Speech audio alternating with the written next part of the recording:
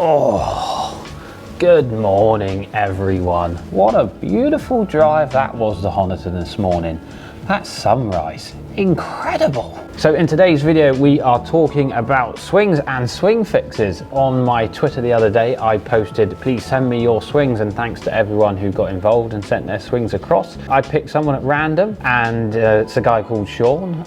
He is actually off +1, I found out. So really good golfer. We're gonna take a look into his stats, kind of what we do in the My Golf Games community. So when we have members sign up to do our exclusive memberships and things like that, we take a look at their stats. We're always analysing their stats throughout the month and sending them videos to help with their games. I'm going to be analysing Sean's stats today and see what we can improve on. We're also going to have a look at his swing and see if we can give him any tips.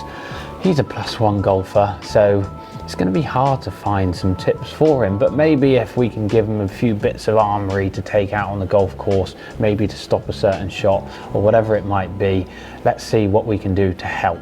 Before we get started though, I can't forget a giveaway, can I? So in this room there's quite a lot of stuff. Shall I find something to give away? Look at all these driver heads, clubs, you name it, we've got it. Golf bags, putters, golf balls down there. I reckon our good old friends at Putt Out wouldn't mind giving one of their pressure putt trainers away, would they? Today's prize, people, make sure you hit the subscribe button, make sure you hit the like button, and turn those bell notifications on so you know when I've uploaded a new video. And as it's a bit sporadic at the moment, it's worth turning that bell on. And also in the comments, as it's a swing based video today and we're giving away a putter trainer, I want you in the comments down below to tell me how many putts you had on your last round. So come on, in the comment section, people, how many putts did you have in your last round? Make sure you've hit that like button, make sure you've hit that subscribe button, and turn that bell notification on if you want to be entered into the giveaway. So let's take a look into Sean's stats, shall we? We spoke on Twitter in our conversation, and he said that he struggles with an overhook, so he's quite a strong grip golfer, which we'll take a look at his swing in a second as well. He also said that he struggles to put all parts of the game together at once, but he is happy with the way that he scrambles if ever he's out of position. Let's have a look at the shot scope data. So being off +1, we're gonna put Sean against a break 70 shooter. What does he need to do to break 70 more often? And if we look at his scoring average for this 2021 season, he is averaging 3.33 on par 3s, so slightly higher than what he should be. He's tiny bit higher on par 4s, but that's his best performing.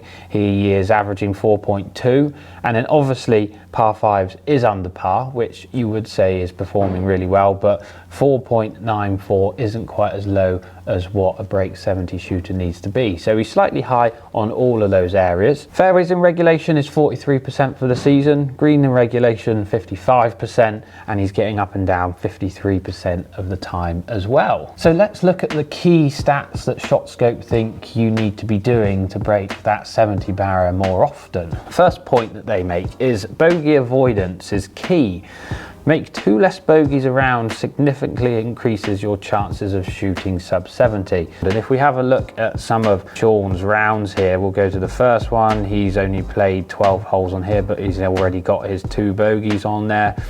4 over on his next round, and he's got 6 bogeys there, and round below only shooting 1 over, really good round, but still 4 bogeys, and then a big +14 on this round, and he's got a couple of doubles, quite a few bogeys, etc, etc. So that bogey avoidance for you, Sean, is vital. We need you to start making maybe better decisions, or eliminate that hook that you say is destructive, and we'll get to your driving stats in just a second. But bogey avoidance is key. Stop maybe trying to think about making loads of birdies, because every round that I've gone on here, you've made 2 birdies here, 2 birdies here, 3 birdies there.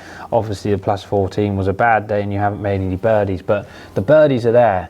Be patient with them, stop trying to force it, and let's reduce the bogeys more than trying to hunt those birdies. Let's shoot into the performance. So tee shots, you are averaging 45% fairways hit, so that's with all clubs. You generally are missing left, which is what you say you struggle with. 34% of the time you miss left and 20% of the time you miss right. So we'll definitely have a look at why potentially you're missing left. That strong grip is going to be something to talk about, I'm sure. But maybe if we can give you some triggers that if there's ever trouble down the left, then we can make you move that ball away from that trouble instead of always hitting your draw down there and it moving towards it. Greens in regulations are good. 55% for your season is very healthy. Short game, your average proximity from 50 yards and in is 12.92, which is really, really good. But the next thing is trying to get it in that 6 foot zone from this yardage. And if we go to the red zone here on this chart, you're 37.7% inside 6 foot. And ShotScope tells us that we need to clean up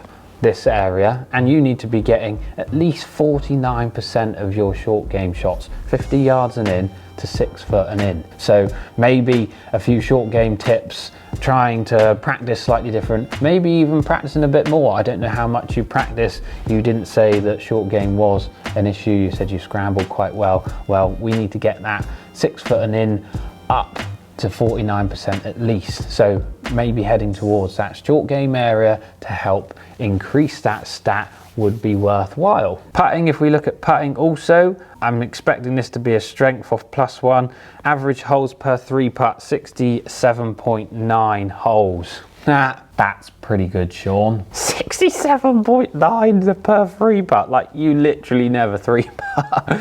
And short putts, 6 foot and in, you need to be holing out 87% of them. And I think that I did the research and you were 91%, so you're also smashing that. So well done. Putting is ticked. Congratulations. Short game, I definitely would head to that short game area, but let's have a look at what you think's the problem and also what the stats are saying. You missing 34% of your tee shots to the left. Let's have a look at your swing. Let's see if we can dive into it and give you any tips to help you maybe stop that hooky ball that plagues you a little bit.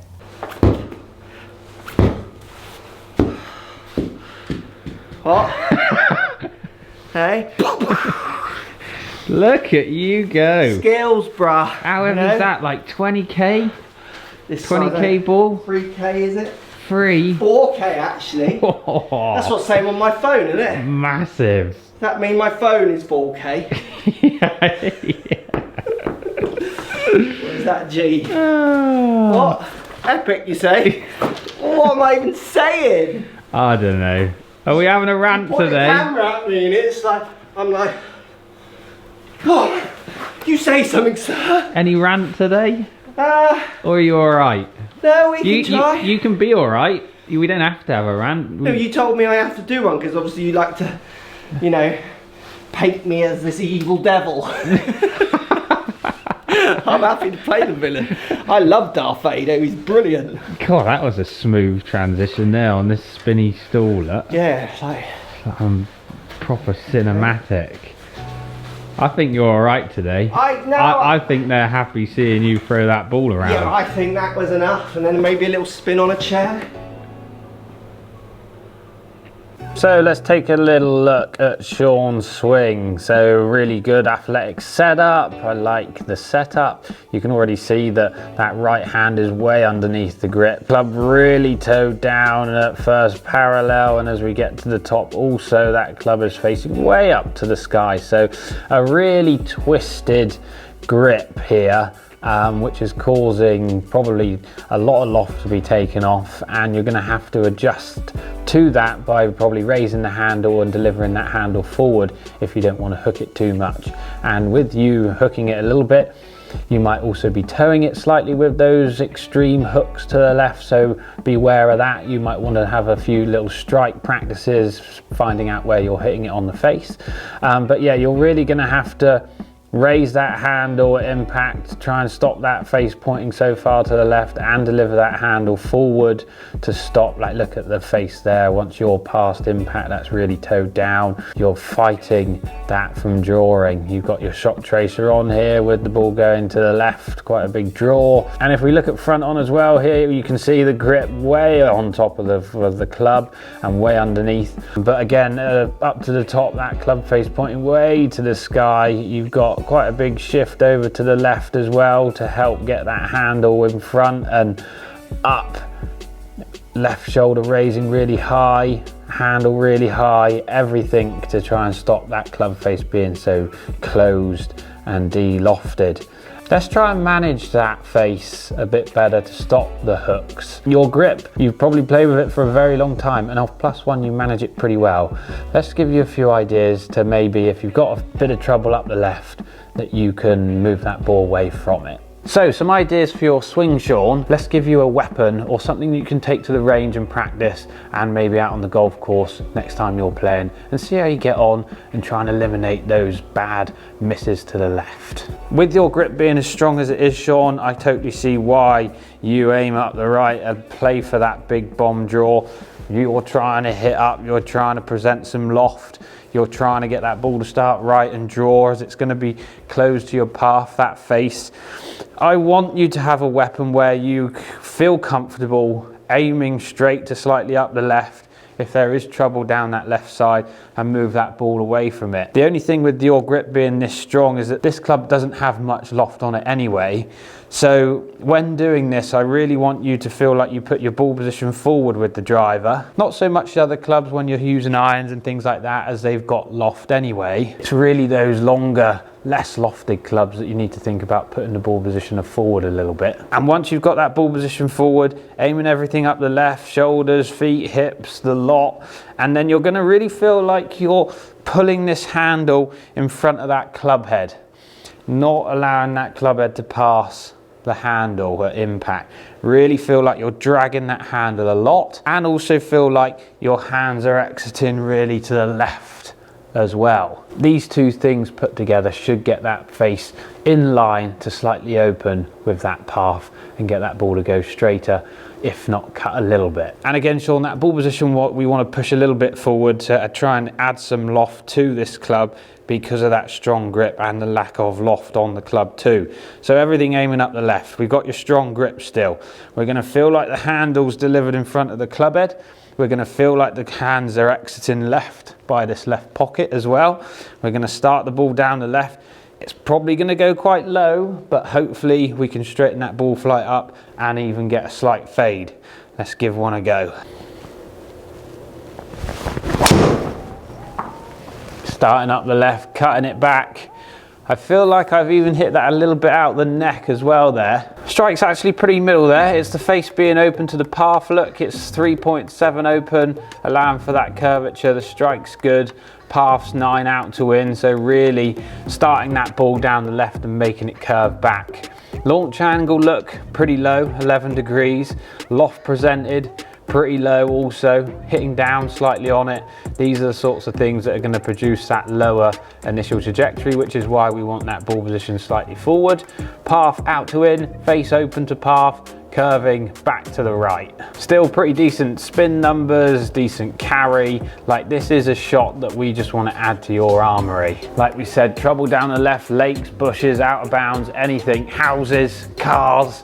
Like, you just can't let that ball go to the left. Let's add it to your game on the course also, and see if that can really help get rid of those destructive shots on the golf course, and hopefully get those scores going down a little bit more and breaking that 70 barrier. Let me know how you get on, Sean, with those feels, and I hope that helps. I think it's time to go home. Bit of tea time with Lauren, isn't it? Literally tea time and tea time with Lauren. Hello, mummy. Hello, little one. It's dinner time, isn't it? Are you ready? What's this? Oh, look, it's a snack. Grab it. Whoa, your hand looks massive because it's so close to the lens. Nom, nom, yummy. Today's questions are coming from my Twitter feed. If you don't follow me on my socials, they're all in the links down below. Don't forget to give me a little follow. So we're literally just going up the timeline and asking you the questions, okay? Okay. Carl has asked, has Lockey ever offered to pay for you to travel to all these nice countries with him? No. Thanks, Carl. What is a toe shank? There is a toe. What is a toe shank? Well, I know that you refer to part of the bit at the bottom of the golf club, the head. Yeah. What it's called? Yeah. You say that you can toe it. Yeah. So I guess you do something. Is it when it like cuts the grass? Is that a toe shank?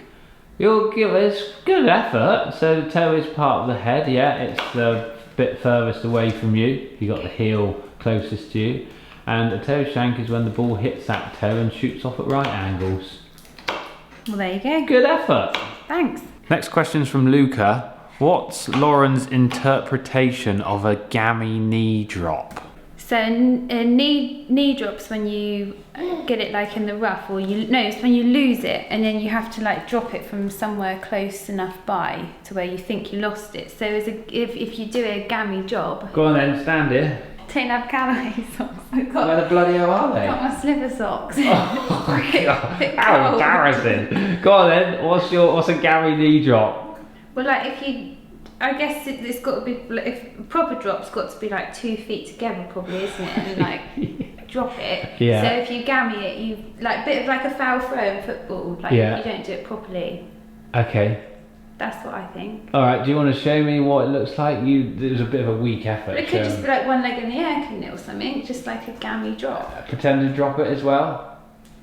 Drop it.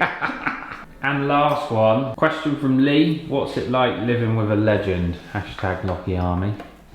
That's for you, that, Matt. I see what you've done there. Very clever. He must mean our little Lockey. She's pretty legendary, to be fair. Oh, yes. Dinner is served. I am such a good cook. As always, thanks very much everyone for watching. I hope you enjoyed the video. If you want to enter the Putt Out Pressure Putter Trainer giveaway, make sure you comment down below how many putts you had on your last round. Hit that like button and the subscribe button. Also, I hope this gives you a bit of an insight into how we're starting to coach and change things with stats and everything. I hope it gives you an idea, maybe if you collect stats, how you can start looking at them and working out how to improve your game as well. If you're a strong gripper of the golf club, maybe take these ideas to the driving range and onto the golf course as well and see if these help you. I know that this was dedicated to Sean, but there's always things that you can take away from these kinds of videos for your own game. As always, thanks again for watching, and we'll see you in the next one.